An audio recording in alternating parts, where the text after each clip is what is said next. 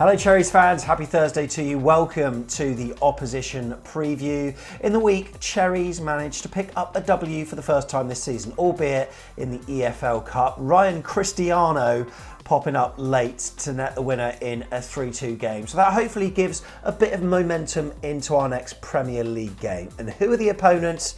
It's Brentford. They're a team that we haven't yet beaten in the Premier League, but they've been our stablemates throughout most of our lifetime. So we need to chat to a fan to talk about it. Are they confident? What does he think of Ivan Toney? What are their hopes this season? Let's find out. So to talk about it, we've got Dave Lane from BeSorted here with us. Dave, how are you doing?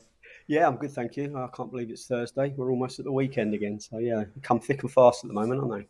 Yeah, they do. I'll tell you what, BeSorted has been around for absolutely ages, hasn't it? Because it was a print fanzine. I don't know if you're still in print now, but it's been around for years.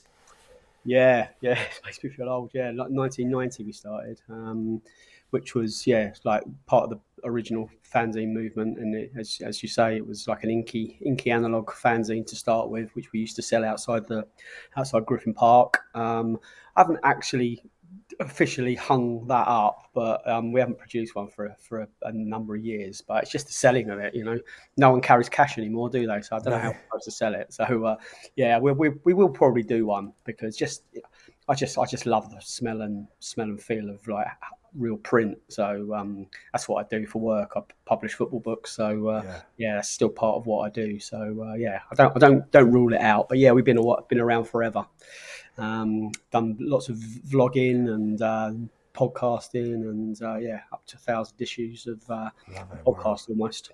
So yeah, forever. Well, this weekend in the Championship, right? It's Leeds versus Sheffield Wednesday, right? Which is a match between two legacy Premier League clubs. I tell you what, fans like them must look at fixtures like Bournemouth v Brentford and think, how is that a Premier League fixture? But look, we are Premier League sides. We've been sort of in and around the same divisions for most of our life. It feels like, back in the the Ensley League, the Nationwide League, and even before that. But now as Premier League sides, Brentford to me feel like a proper established Premier League team. Would you agree with that? Yeah, listen, you're right about the traditional big clubs, but football is cyclical. It does seem to go round, and we're just seeing like a wave of really well-run clubs coming through, and you've got Brighton's, your Bournemouths, your Brentfords, all begin with B as well, which is interesting. We deserve our time at this top tier, and you do get like the really annoying big club fans, I'm sure you get, teams like Brentford, teams like Bournemouth. We should be beating teams like, but they shouldn't be, because they're not run well, and they're pretty bad at football. and Leeds trying to go down for 2 or 3 years. Everton are still trying to do that at the moment. So history is great, but it doesn't guarantee you anything. And, we've been in the doldrums for 40, 50, 60 years. But our time's come again, and hopefully we're here to stay.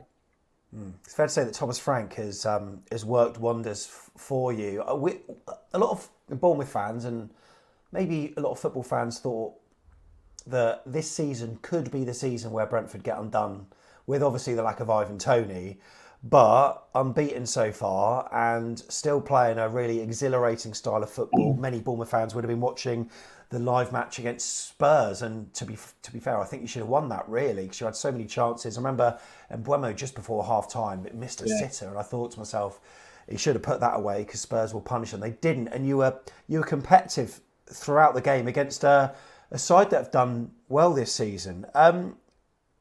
You weren't a one-man side under Ivan Toney, were you? No, not at all. And our record without him has shown that. We're unbeaten in the Premier League without him playing. So you can argue, would we be better in the games that he didn't play? Could we have won by more? We'd never know that, but we're picking up points when our best player is not available, and that's critical, as you know. Every point matters.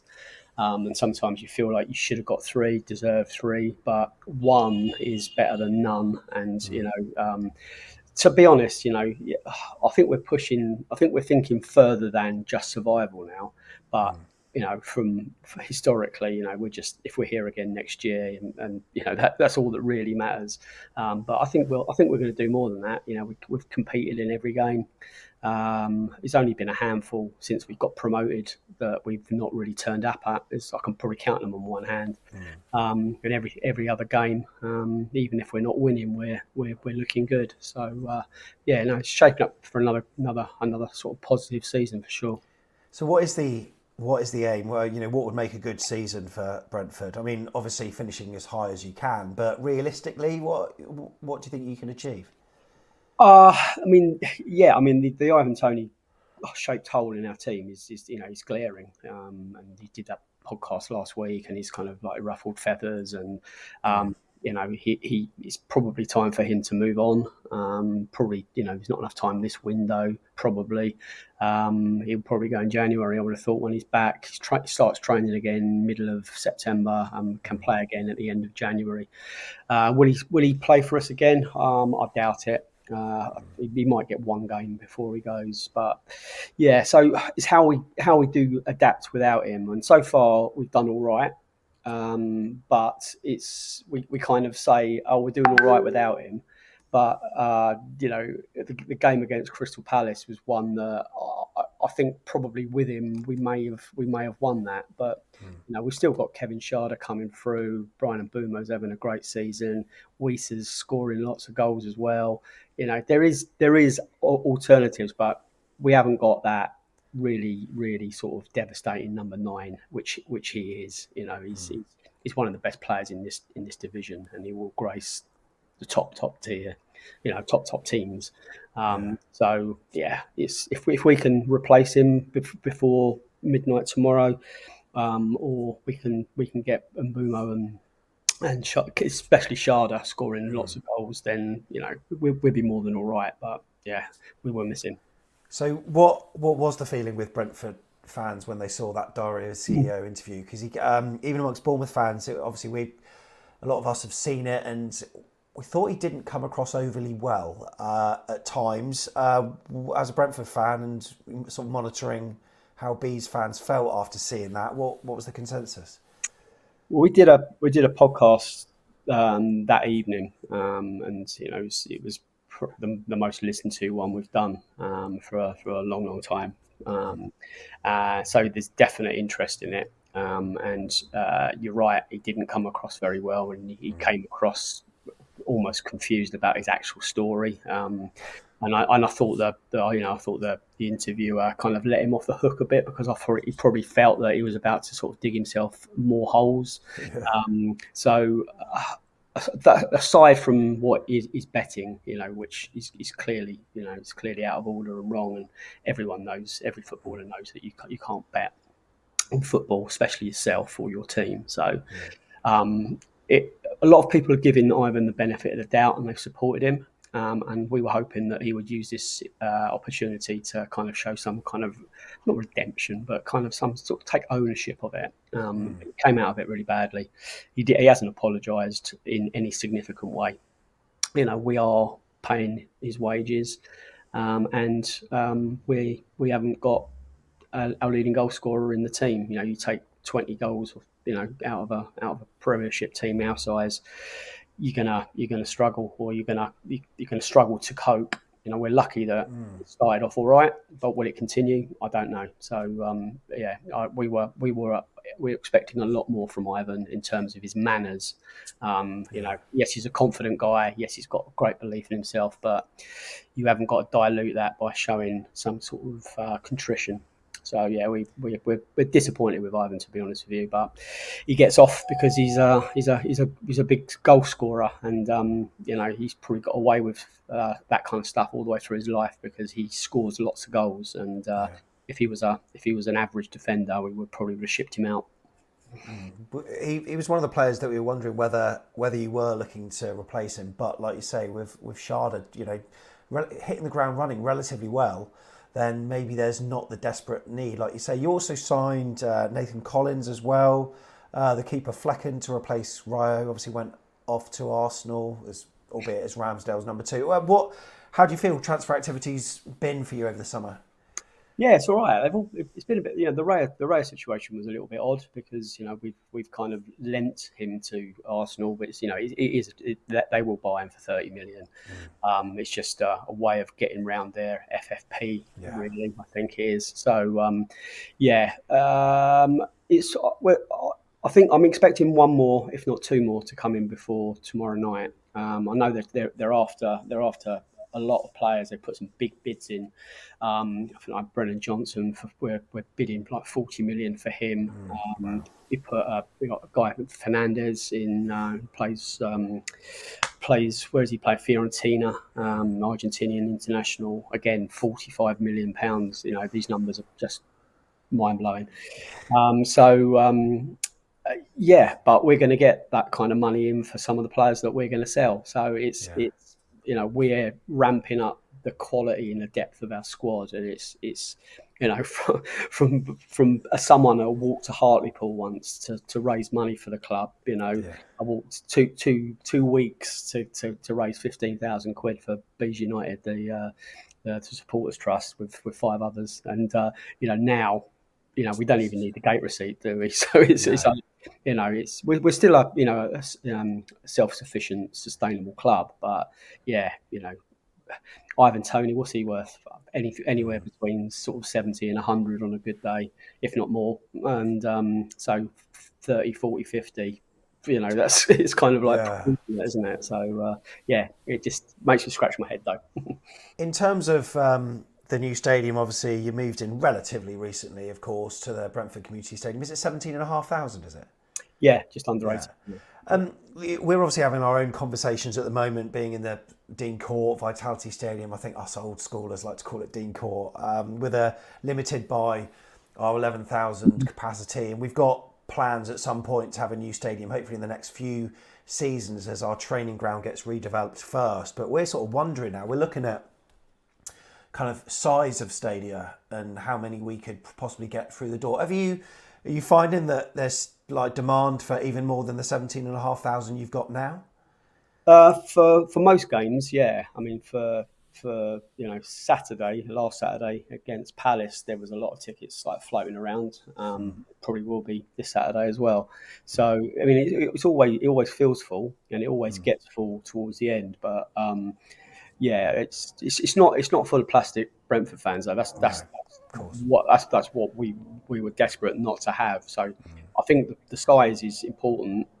It's just right. If we had another 5 to 10,000, which a lot of people, including myself, probably thought was sensible, because if you're going to build it, you might as well build it and have it capable of 25, 30 perhaps. But once you saw the costs and once you heard once you thought about it a bit, you'd rather have 17,500, 18,000 like bonkers, ferocious Bees fans like getting behind the team than looking around you like people don't even know the songs, and I think it's the right size.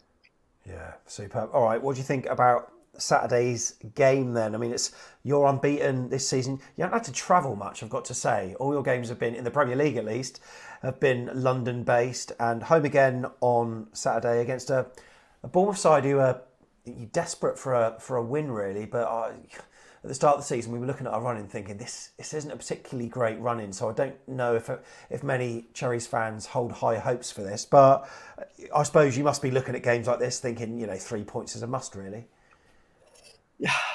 Yeah, I'm not going to do the teams like thing again, but but we have to be not beaten because of your Bournemouth, but there's the teams that finished below us last year, or a really good barometer. We should, if we want to improve on our league position and get more consistent and stronger, we have to be beating the teams that you should be beating, and that's not because it's your size. We should be beating Bournemouth, and we should have beaten Crystal Palace. We should have done. So we didn't hit those heights. But we take absolutely nothing for granted, and you're right. Bournemouth and Brentford are, we've been up and down the leagues together, and there's a lot of respect there. So certainly not anything about the stature of Bournemouth, but I think we have got the better team. And you're kind of finding your feet under your new manager, and got a slightly different style. In Europe, from what I hear, you're more attack minded, and he knows that you're going to concede, but you're going to score as well. So it should be a really good game. If I'm honest with you, if we both go toe to toe, the games in the playoffs, which we kind of edged in the end, that shows you that that's the kind of one into the other kind of games that we can expect. So I'm hoping for 3 points for sure. We could have a 4-3 thriller, and we just know that we'd still be last on match of the day, Dave. Honestly, because it always happens. Go on then. What is a quick prediction from you then? I'm going 2-1 Brentford. Yeah, 2-1 Brentford. And whereabouts can people see, read, or take in all your work? So you can find us on all the podcast download platforms. We're BeSorted, BeSorted. We are on Twitter at BeSorted. BeSorted.com is the website. We're kind of everywhere. So BeSorted Brentford, and you'll see our content. I'm recording our podcast tonight, so there'll be a Bournemouth edition up for Friday morning, I would imagine, or maybe late tonight. So we'll make sure that we pay our due respects to Terry's. Thank you very much. Well, Dave, it's been a pleasure to have you on. Thank you so much. And do go check out BeSorted. And whilst you're here watching this video, make sure you like and subscribe. Our preview comes out tomorrow with myself and Tom, so check that out. Until then, have a good day. UBs.